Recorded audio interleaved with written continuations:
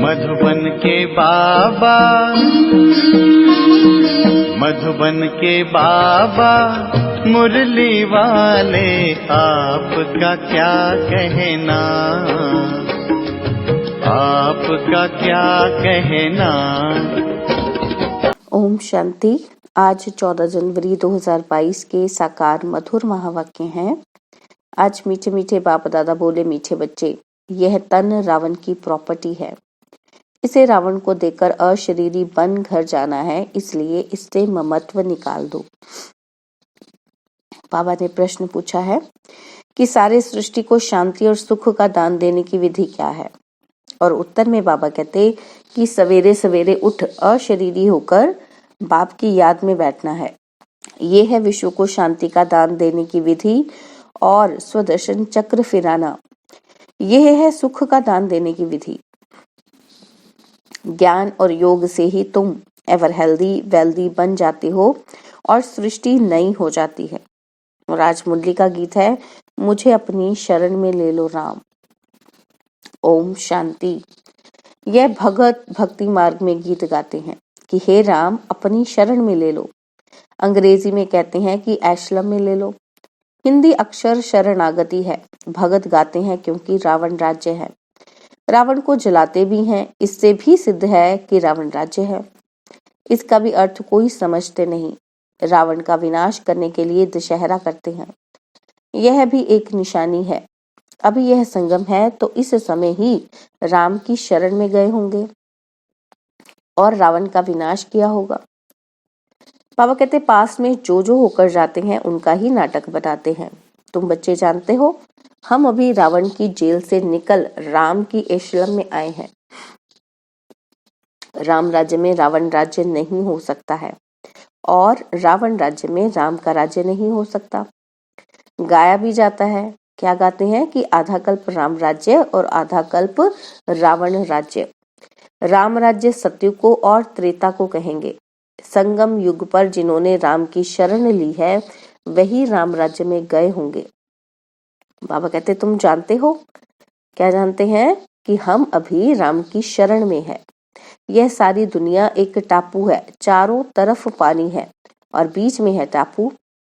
बड़े बड़े टापू में फिर छोटे छोटे टापू भी हैं। अब तुम बच्चों की बुद्धि में है तो रावण राज्य सारी दुनिया पर है। कब से शुरू होता है? बाबा कहते समझाया जाता है कि आधा आधा है। राम राज्य में सुख ब्रह्मा का दिन और रावण राज्य में दुख अर्थात ब्रह्मा की रात। आधा कल्प सोचरा तो आधा कल्प अंधियारा। सत्युग त्रेता में भक्ति का नाम निशान भी नहीं। फिर आधा कल्प भक्ति मार्ग चलता है द्वापर और कलयुग में। भक्ति दो प्रकार की है। द्वापर में पहले पहले अव्यभिचारी भक्ति होती है, कलयुग में व्यभिचारी भक्ति बन जाती है। और अभी तो देखो कच्छ मच्छ आदि सबकी भक्ति करते हैं।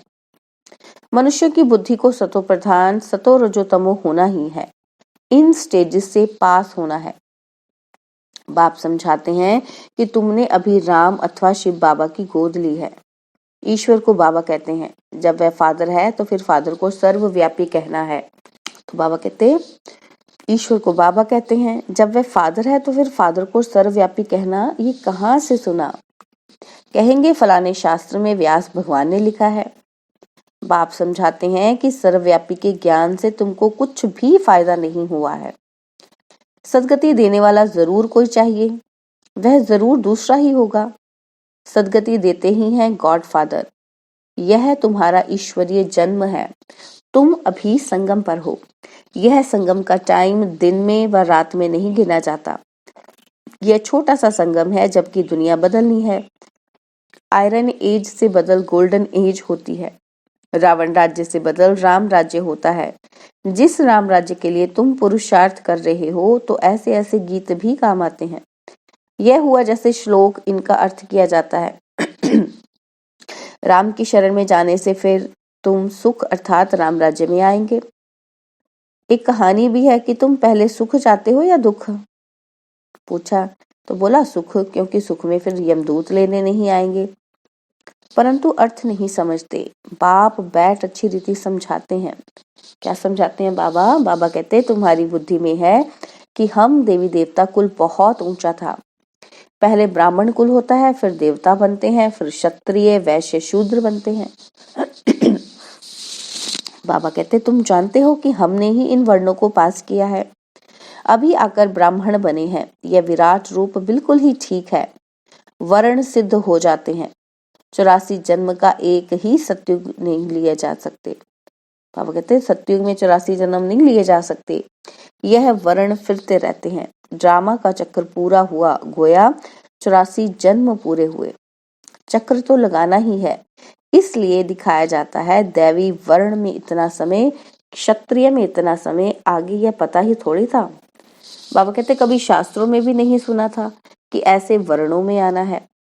तुम जानते हो 84 जन्म कौन लेते हैं? आत्मा और परमात्मा अलग रहे बहुकाल, यह बात सिद्ध कर बतानी है। पहले पहले देवी देवता ही भारत में थे। भारत गोल्डन एज था, उस समय और कोई धर्म नहीं था। फिर चक्र को फिरना ही है, मनुष्य को पुनर्जन्म लेना ही है। चक्र पर समझाना बड़ा सहज है। बाबा डायरेक्शन देते हैं कि प्रदर्शनी में ऐसे ऐसे समझाना। इस समय जबकि हमको नई दुनिया में जाना है, तो बाप कहते हैं यह पुरानी दुनिया है। इस पुरानी दुनिया, पुराने शरीर के जो भी संबंधी आदि हैं, उनका बुद्धि से त्याग करो। बुद्धि से नए घर का आवाहन किया जाता है। यह है बेहद का संन्यास। देह सहित जो भी पुरानी दुनिया के संबंध आदि हैं, उन सबको भूलना है। बाप कहते हैं अपने को देही समझो, तुम असल में मुक्ति धाम के रहने वाले हो। सभी धर्म वालों को बाप कहते हैं अब वापस चलना है। मुक्ति को तो सब याद करते हैं ना, अभी चलो अपने घर। बाबा कहते यहाँ से तुम नंगे अर्थात अशरीरी आए थे, अब फिर अशरीरी होकर ही जाना है। शरीर को तो ले नहीं जा सकेंगे। आए अशरीरी हो तो जाना भी अशरीरी है। सिर्फ कब आना कब जाना यह चक्र समझना है। बरोबर सतयुग में पहले पहले देवी देवता धर्म के ही आते हैं और फिर नंबरवार आते जाते हैं। जब मूल वतन से सब आ जाते हैं तो वापस जाना शुरू होता है। वहां तो आत्मा ही जाएगी। यह तन तो रावण की प्रॉपर्टी है, तो यह रावण को ही देकर जाना है। यह सब कुछ यहाँ ही विनाश होता है। तुम अशरीरी होकर चलो। बाप कहते हैं कि मैं लेने आया हूँ।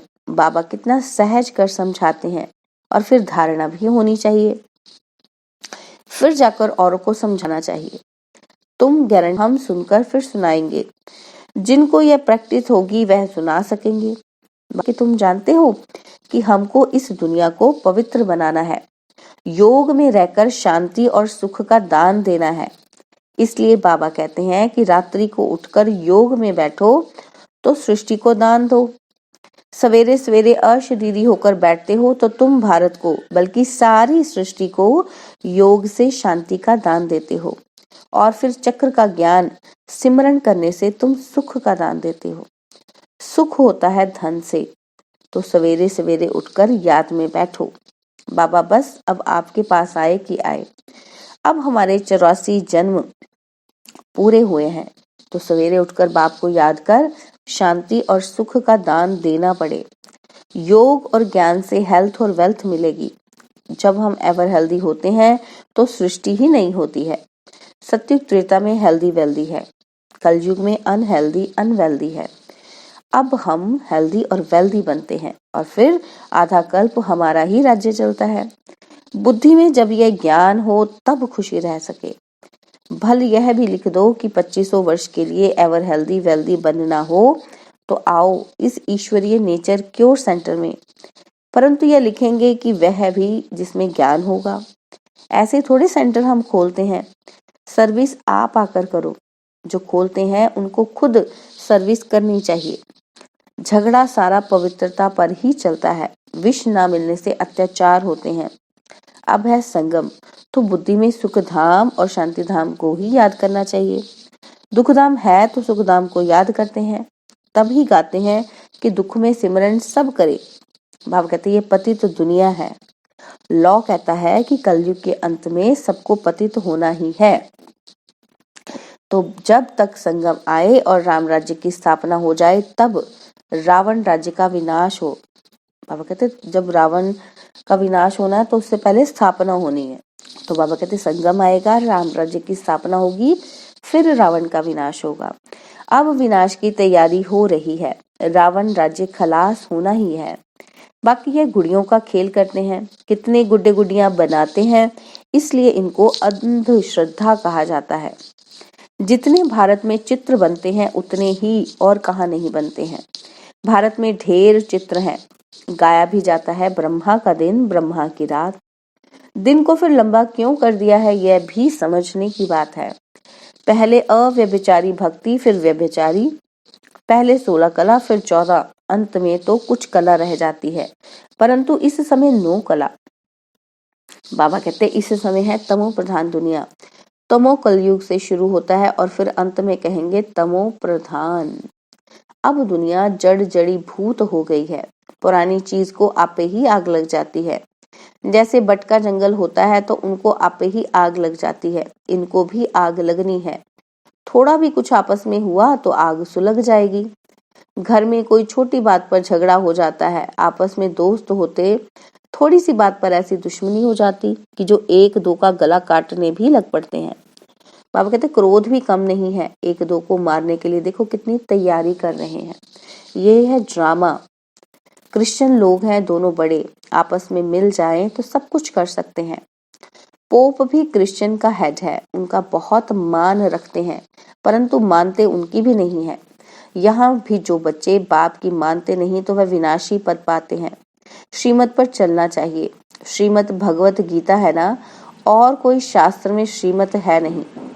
श्री माना श्रेष्ठ ते श्रेष्ठ, जो कब पुनर्जन्म में नहीं आते। मनुष्य तो पुनर्जन्म में आते हैं।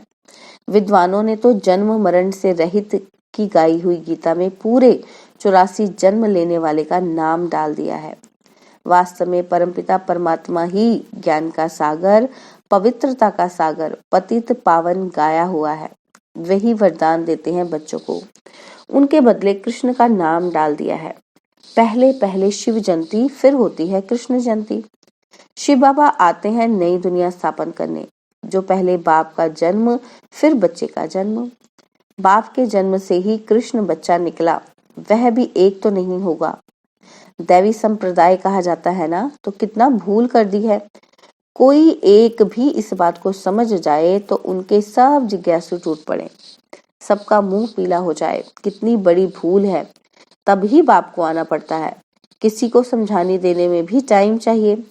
पहले तो यह निश्चय कराओ कि परमपिता परमात्मा से आपका क्या संबंध है, तब समझें कि भगवान है। भगवान को भगवान के पद पर तो रखो। सब एक जैसे कैसे होंगे? कहते हैं सब भगवान की लीला है। एक रूप छोड़ दूसरा लेते हैं, लेकिन परमात्मा कोई पुनर्जन्म थोड़ी लेते हैं। यह बाप दादा दोनों ही कंबाइंड हैं और बच्चों को समझा रहे हैं। बाप दादा का भी अर्थ किसी की बुद्धि में नहीं है। त्वमेव माता च पिता त्वमेव कहते हैं, ओह गॉडफादर भी कहते हैं, तो जरूर मदर चाहिए, परंतु किसी की बुद्धि में नहीं आता है। बच्चों को समझाया तो रावण तो शरण कब ली जाती है? बाबा बच्चों को समझाते हैं कि शरण कब ली जाती है, पूछ रहे बाबा। बाबा ने कहा कि जब रावण राज्य खत्म होता है तब राम आते हैं। राम की शरण लेने से ही सदगति मिलती है। कहते हैं राम राज्य हो, उनको सूर्यवंशी राज्य का पता ही नहीं। कहते हैं राम राज्य नई दुनिया नया भारत हो, सो तो अब बन रहा है। बाबा कहते बनना है जरूर, ड्रामा को चलना है जरूर। यह पढ़ाई है मनुष्य से देवता बनने की। मनुष्य किसी को देवता बना ना सके। बाबा आकर मनुष्य को देवता बनाते हैं, क्योंकि बाबा ही स्वर्ग की स्थापना करते हैं। ब्राह्मणों की माला नहीं गाई जाती, वैजंती माला विष्णु की है। यह है ईश्वरीय घराना जो अब नया, बाबा कहते नया शुरू होता है। आगे था रावण का आसुरी घराना, रावण को असुर कहा जाता है। यह कंस जरासंधी नाम अभी सिद्ध होते हैं। जन्म जन्मांतर तुमको साकार से वर्षा मिलता है, सतयुग में भी साकार से मिलता है। सिर्फ इस समय तुमको निराकार बाप से वर्षा मिलता है। अच्छा, मीठे मीठे सिकिलदे बच्चों प्रति माता पिता बाप दादा का याद प्यार और गुड मॉर्निंग। रूहानी बाप की रूहानी बच्चों को नमस्ते। हम रूहानी बच्चों की रूहानी बाप दादाजी को दिलवा जान सिकवा प्रेम से नमस्ते। ओम शांति। प्यारे बाबा, मीठे बाबा, मेरे बाबा, शुक्रिया बाबा, शुक्रिया बाबा, शुक्रिया बाबा। धारणा के लिए मुख्य सार है। पहला पॉइंट है, देह सहित पुरानी दुनिया के संबंधी आदि सब भूल स्वयं को देही समझना है। बुद्धि से नए घर का आवाहन करना है। और सेकंड पॉइंट है, सवेरे सवेरे उठ सारी दुनिया को शांति और सुख का दान देना है। बाबा ने आज हमें वरदान दिया, आकारी और निराकारी स्थिति के अभ्यास द्वारा हलचल में भी अचल रहने वाले बाप समान भव। आकारी और निराकारी स्थिति के अभ्यास द्वारा हलचल में भी अचल रहने वाले बाप समान भव। जैसे साकार में रहना नेचुरल हो गया है, ऐसे ही मैं आकारी फरिश्ता हूँ और निराकारी श्रेष्ठ आत्मा हूँ। यह दोनों स्मृतियां नेचुरल हो, क्योंकि शिव बाप है निराकारी और ब्रह्मा बाप है आकारी। अगर दोनों से प्यार हो तो समान बनो।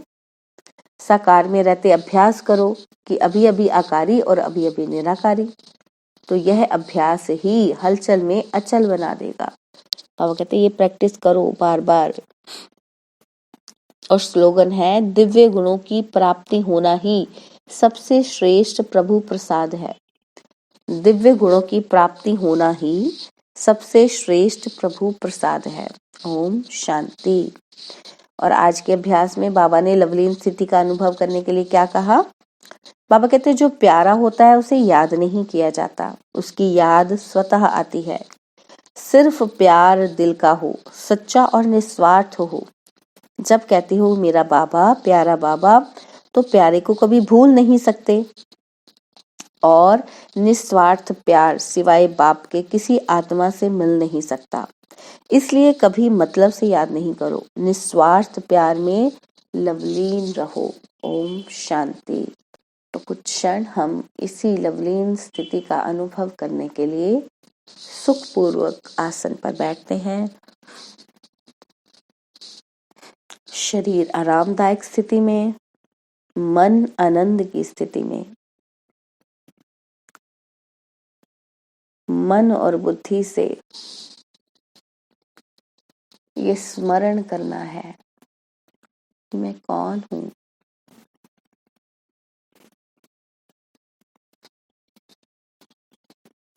अपना यथार्थ रूप बुद्धि में लाए। मन और बुद्धि से देखें अपने उस सुंदर सत्य ज्योतिर्बिंदु रूप को। यही मेरा यथार्थ रूप है। इस शक्ति ने, इस चैतन्य शक्ति ने ही इस शरीर को धारण किया, जिसके कारण ये शरीर चल फिर रहा है, बोल रहा है, सुन रहा है। दुख और सुख की फीलिंग भी मैं आत्मा ही लेती हूँ। प्यार का अनुभव भी मैं आत्मा ही करती हूँ। ये शरीर तो निमित्त मात्र है, कर्म करने का साधन है, लेकिन कर्म करवाने वाली श्रेष्ठ शक्ति तो मैं आत्मा हूँ। मैं एक प्रेम स्वरूप आत्मा हूँ, प्रेम में लवलीन आत्मा हूँ। यही प्रेम मुझसे प्रेम रूपी कर्म करवाता है, औरों की सहायता करवाता है।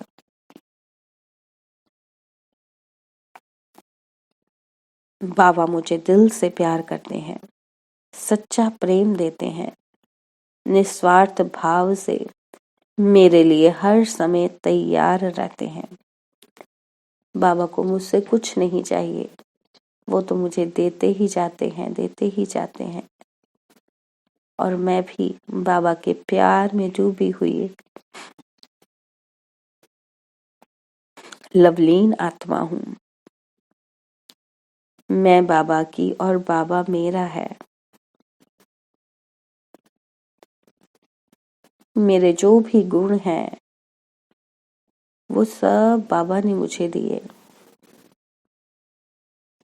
और मुझे इन गुणों का प्रयोग औरों को सुख देने के लिए करना है।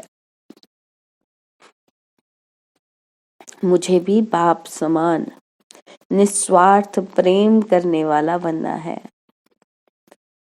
जिसका जीवन सिर्फ और सिर्फ दूसरों को देने के लिए हो। हम धन नहीं दे सकते, लेकिन शुभ बोल तो दे सकते हैं, मुख से मीठे बोल तो दे सकते हैं, मन से शुभ भावना तो दे सकते हैं।